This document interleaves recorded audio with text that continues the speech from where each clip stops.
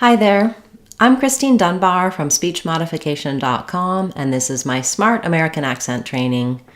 Welcome to our Saturday live question and answer class. Getting started a little bit early this morning, so if you join in a little late, not to worry. I'm going to start with a topic, talk about syllable stress and rhythm in words, cover some longer words, and then I'll turn to your questions. So please feel free to put your questions in the chat at any time. And then you can also leave questions in a comment if you're watching this later on as a replay. I do go through all of the comments on the channel, on the live videos and my other videos, get back to you with resources, or I add your words to my list to cover in a future Word of the Day class. So right now we're doing our Word of the Day series. Each day we cover a new word, talk about the pronunciation and the rhythm of the word, and help you to be able to use it smoothly and easily. You can see that playlist on the channel. We also have a number of other playlists, including medical words, names, minimal pairs, lots of different areas, specialty areas that might help you. We have our weekly live classes, and we're also starting a new vowels challenge series. So we had the first lesson yesterday, and you can find that in our vowels playlist, and I may make a special playlist just for the vowels challenge series.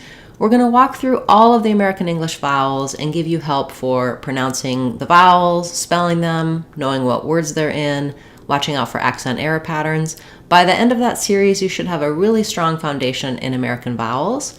You can also get more help for vowels and consonants, all of the sounds of English, in our online course, The Sounds of English, on speechmodification.com.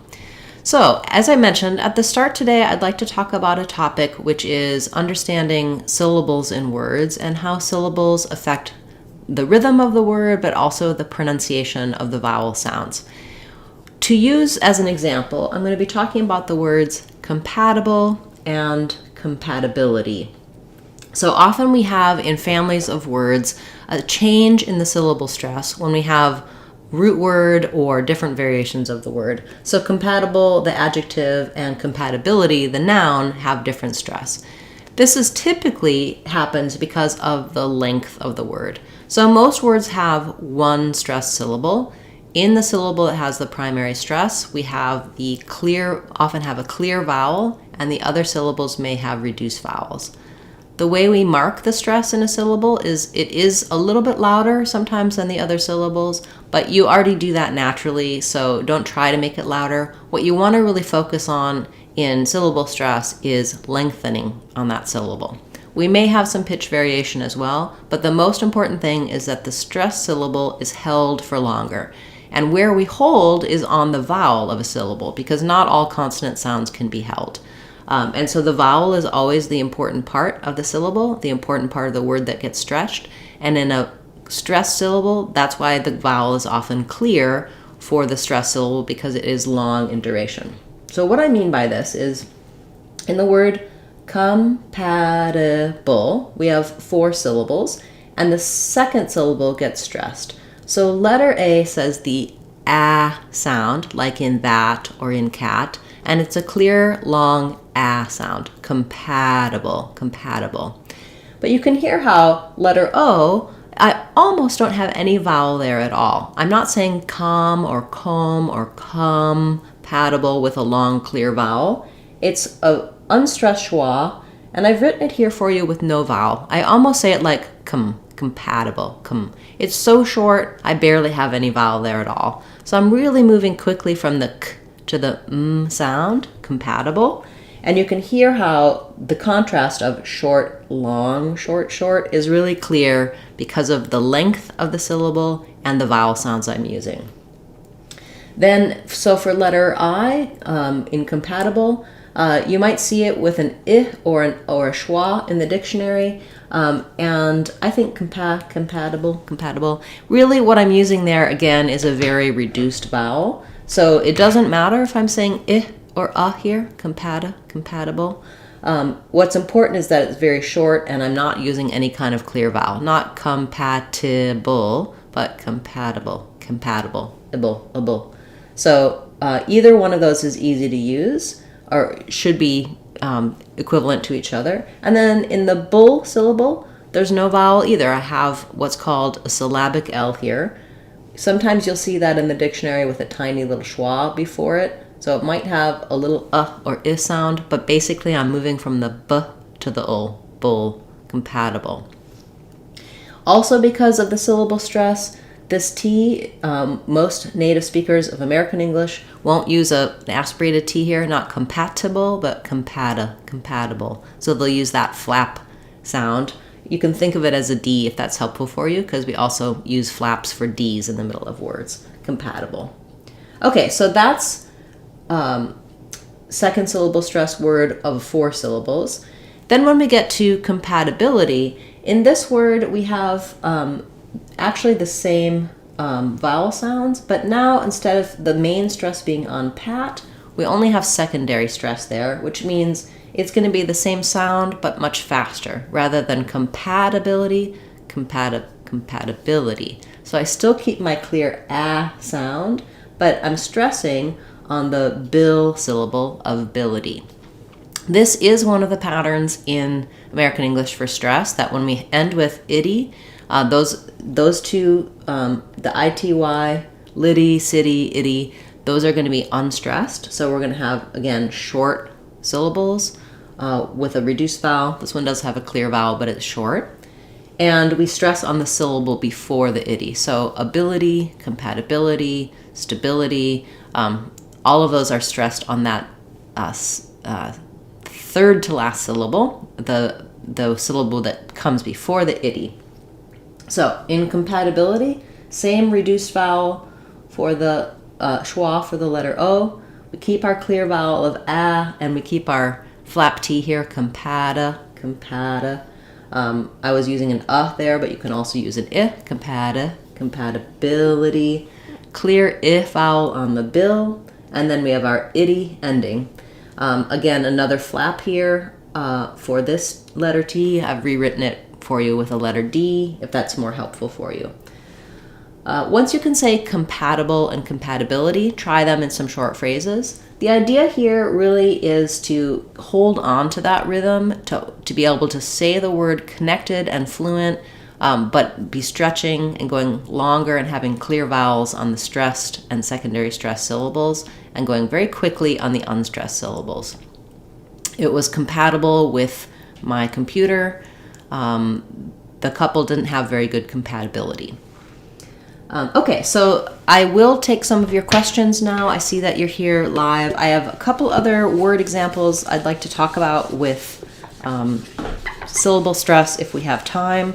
You can get more help for individual words syllable stress in our words playlist, but a lot of my content that talks about the syllable stress or the rhythm of words and sentences is in our intonation playlist. This is a really important piece of pronunciation and American accent. Oftentimes we focus on just the pronunciation of sounds, but we lose the big picture of the fact that the rhythm of the word does affect how we say the sounds. Actually, I will go ahead and talk about that, and then I'll turn to your questions. So a good example of that is when often we have a word, for example, the word contract as a noun, as in we had a contract to do the work, or I signed the contract. When we have a word that can be a noun or a verb, for example, contract noun or contract verb, I hope I don't contract the coronavirus again. The rhythm or the intonation, the rhythm of the word gravely affects how we pronounce it. So this isn't true for every single noun and verb, but we do have a very typical pattern, and this word is an example of it, where we will stress the first syllable in a noun and the second syllable in a verb. And what this means is, not only is this syllable louder and longer, contract, but also the vowel sounds change. So in contract, my letters C-O-N say con with the clear ah vowel. So in the IPA, you'll see the symbol before the syllable marks the stress, and then you'll see that letter O says ah, and then we have the act, second syllable, contract. So I would write it as contract, The tract, we still have a clear vowel in this word. That doesn't change. In some words, you will flip-flop where the clear vowel is and not. Here we keep our clear vowel, but we're very short on tract. Versus contract, I'm holding that vowel much longer for the clear a vowel.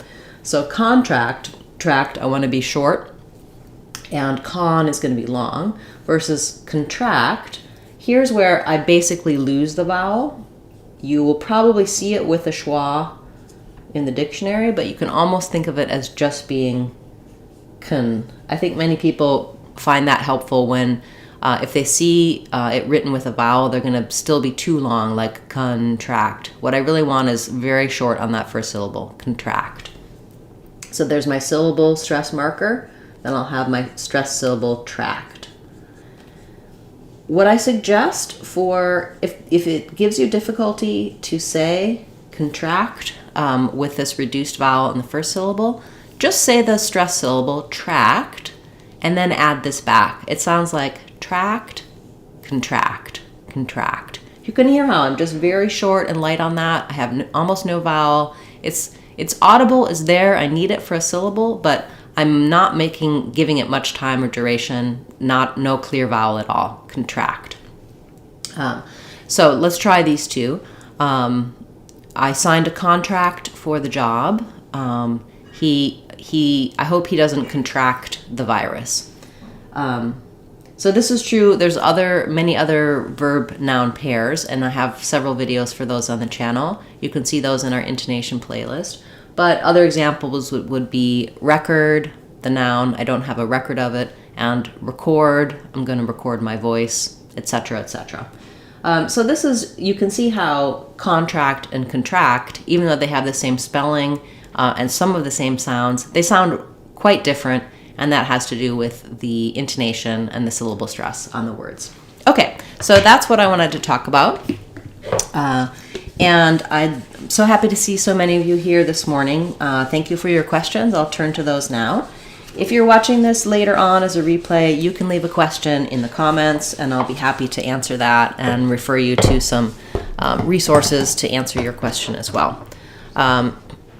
So welcome, Augusto. He's one of our channel members. Thanks so much for your support as a channel member. I truly appreciate it. He's just commenting that it's good to have a word with secondary stress for practice. Yeah, so a word like compatibility, when we have 4, 5, or more syllables, we very often will have secondary stress. 3 syllables, usually not secondary stress, although we still sometimes have clear vowels. And even with 2 syllables like contract, we have clear vowels in both. So secondary stress is usually just marked by having a clear vowel in the syllable. Sometimes there is a little bit of length on it as well. Okay, we have a question about whether these sound the same. So it's been paid, and it's been and paid. So these would sound the same in that we do say been. We do pronounce this as been. In American English, we don't say been, we say been. I've been busy, it's been paid. The stress in it's been paid comes on the paid syllable. This is kind of a nonsense phrase because this doesn't really have much meaning. The only thing is that if this is the noun, we might hold this longer, like it's been paid. Although the verb comes at the end, so it would probably have the same stress. So yes, you can think of, if it helps you to think of this phrase, it's been paid, as having this bin, like garbage bin, then that's correct and a good pronunciation, good way to think of it. Okay, and we have a question about the difference between stop T and unaspirated T, or whether they're both the same thing. Good question. So if I'm saying a word like steak or stop, these T's are unaspirated, steak, stop. You can hear that instead of steak, there's no puff of air coming out. But the stop T, if I'm saying, for example, let's use the word state because it has a stopped, unreleased T here, and it has an unaspirated T here. When I say state, the stop T is nothing comes out at all. So basically I block the air if I'm saying not or hot or state, nothing comes out, and that's what the stop T is. We do that also in the middle, like in a word like I'm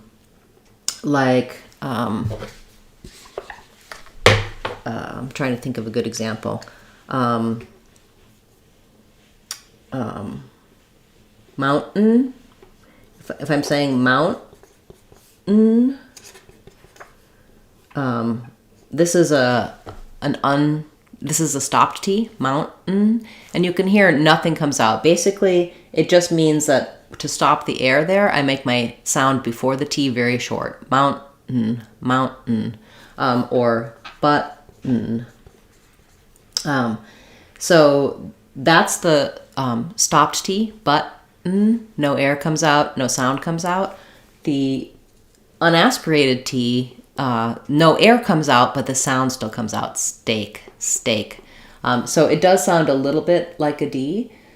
It's closer. The unaspirated T is closer to a flap T that we have in the middle, like in butter, butter, where there is a release of air for butter, but it makes it sounds voiced more like a D. Steak, steak, butter. You can hear that those sound very similar because they're voiced. There is a slight difference in voice onset time between the two, but the stop T or the unreleased T is very different because no sound comes out. We perceive the T because we stop the air, so we kind of fill in the T sound with our brain, and there's no air coming out. I do talk about unaspirated T in my video about talking about ST blends, and then the other T's, flap T, stop T, and aspirated T. I have videos for all of those here on the channel, and also in our Sounds of English course. I go into the T sounds in a lot of detail because it is one of the more typical American English patterns and sounds, and it can be difficult to master and to know which T sound to use in which words. So thank you for bringing up that question. That's a very good one. Okay. A question about whether or not we can say we undersalt a steak. We say oversalt if something's been given too much salt. You could probably say it was undersalted. I don't hear that very frequently. You might be more likely to say it wasn't salted enough. Yeah, but you can say undersalted as well as oversalted. Yeah, good question. Okay, we have a question about the word struggling, whether there's a schwa before the last syllable. So when I say struggle, I have a schwa or a syllable here, struggle, like struggle. So there's kind of a little schwa before my dark L, and I can either say struggling,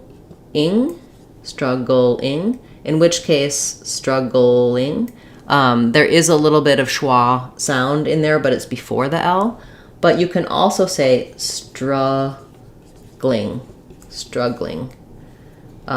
where struggling, or maybe you would say struggling, where there's no sound between the j and the g and the o. So struggling or struggling. Probably more people will use it two syllables, like struggling. I'm struggling to say it, but it's not wrong to say struggling, because we have struggle by itself. So if you're struggling to say it as struggling, I think putting the G on the second syllable and thinking about it like stra is long and gling is short, struggling. That's more common, and it's just going to sound more fluent. If I have to say I'm struggling with it, it's not wrong, but where we can in fluent speech, American native speakers typically will use fewer syllables rather than more. So I would say no schwa, struggling. Great question. I think you might have asked that in a comment, and I believe I may have made a video recently about it, so you can watch for that in the word of the day coming up. Because that topic, I was just thinking about that recently, and I'm pretty sure I just recently covered it in a video. Okay. Wonderful. We had a couple of questions earlier about vulnerabilities. So I do have a video for vulnerable. I can send you to that. So for vulnerability, here's another example of stressing on the bill syllable. So we have vulnerability. So I would write that like vulnerability. So one thing I didn't mention earlier when I was talking about compatibility and compatible was that starting on the stress syllable can be very helpful in getting the rhythm. That sounds like saying ability, vulnerability. You can also just build slowly one syllable at a time and then speed up. Just try to keep the relative rhythm the same so you're stretching on the stress syllable. Like vulnerability, vulnerability, vulnerability. Great question. Okay, we have a question about whether or not we use a long A sound or with a on thank, bank, bang, gang, etc. So when we have A-N-K or A-N-G, the question is, does this vowel A sound like a, like in cat, or a, like in day? And it is, in the dictionary, you're going to see it as the a vowel, but because it's followed by the nasal sound, the ng, when we have an a plus an ang, you can hear how the a doesn't sound as open.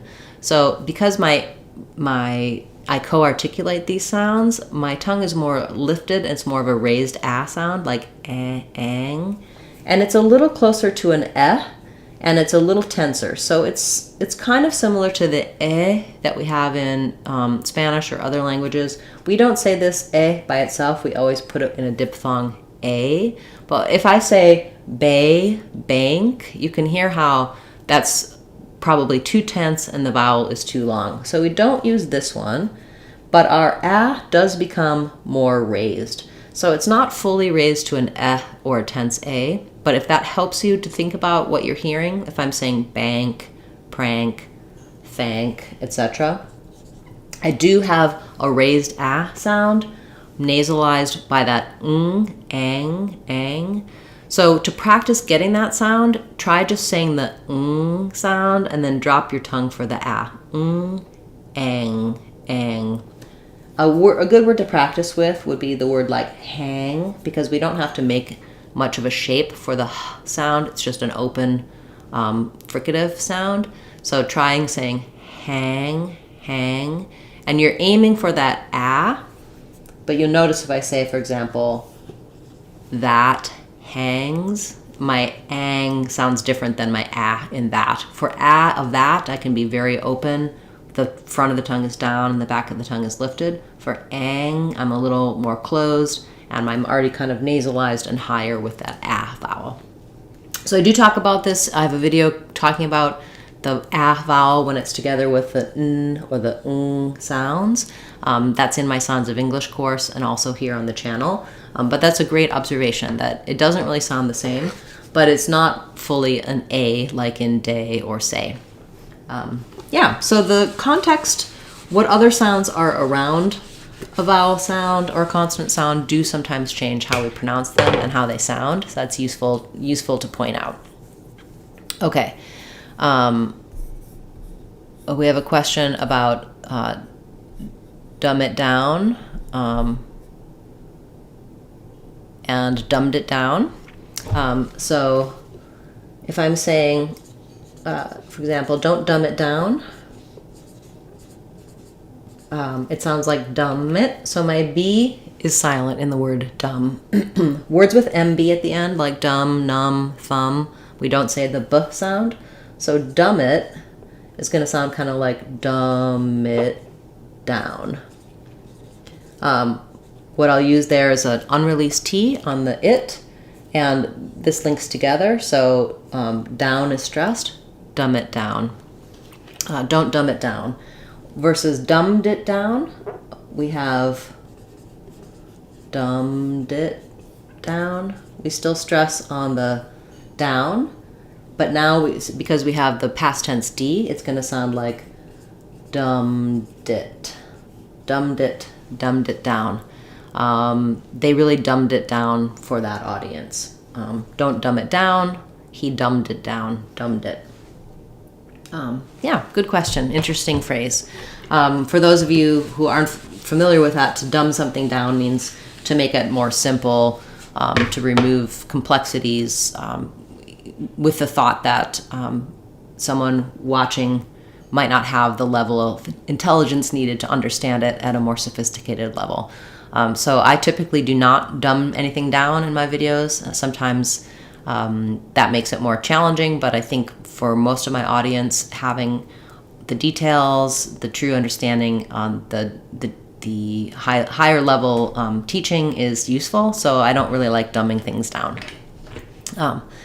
Great question. Okay, we have a question about the sounds in cut versus cat. So cut and cat. In cut, we have vowel schwa. That sounds like And in cat, we have vowel That sounds like that, or sounds like I just usually write letter A for that one. So what you're looking at here is that in the word cut, the tongue is very flat and central. So if you say the sound like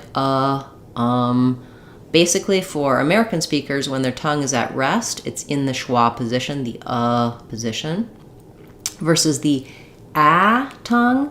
The jaw is more open, the front of the tongue is down, and the back of the tongue is lifted. It can be hard to feel and picture what your tongue is doing here, but for like cat, you should definitely feel that if I'm saying cut, I don't need to open very much, and for cat, my jaw is more open. But for cat, what we want to be careful of is not letting the whole tongue be down. That would then sound like an like cot. Ka-at. My whole tongue is down and out of the way. Ka-at. The bulk of my tongue is more forward, the back of it is lifted, and my jaw is equally open with the front of the tongue down.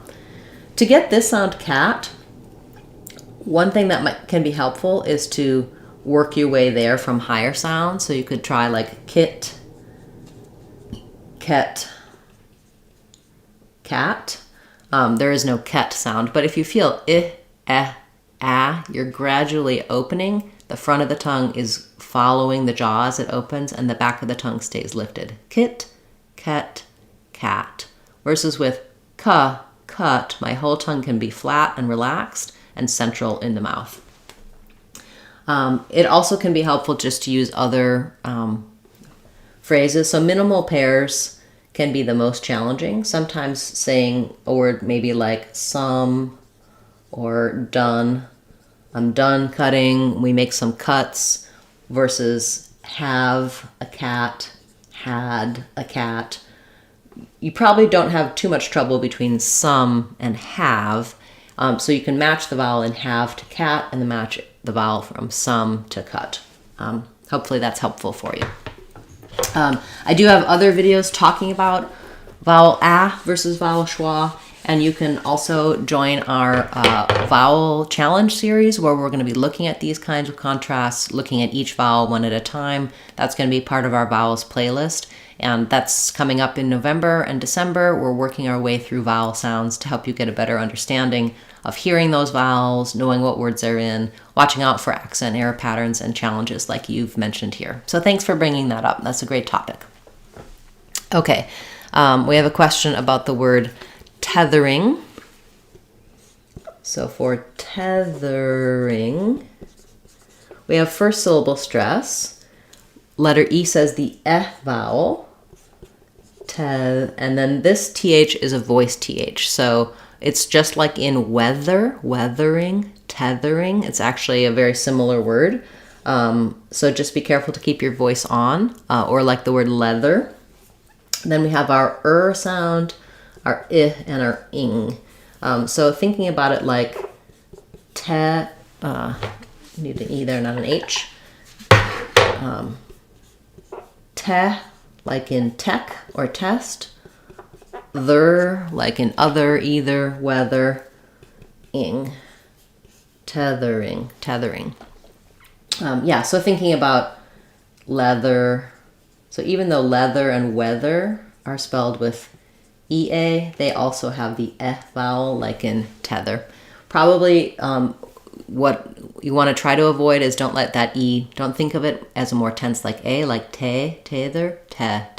You want to kind of have that more relaxed E sound that we were talking about with kit, ket, cat, that sort of middle opening of the E. Yeah, great question. Interesting word. Okay. Wonderful. So I didn't get to every single request and question from the audience today, but I really appreciate what wonderful questions you had. We will be back again next Saturday with another live question and answer. And of course, each day we have our daily Word of the Day series. So those videos will be back again tomorrow and every day this coming week. Thanks so much for your support of the channel, those of you who have subscribed, and especially those of you who have joined as channel members. It's really wonderful to see your support, your comments, and your interactions with the channel week after week. Thanks for a great class today, everyone, and I look forward to seeing you tomorrow in our next Word of the Day and next Saturday in our live class. I'm Christine Dunbar from speechmodification.com. Remember, if you want to sound like a native speaker, you can do it. speechmodification.com. Bye, everyone. Hope to see you again soon.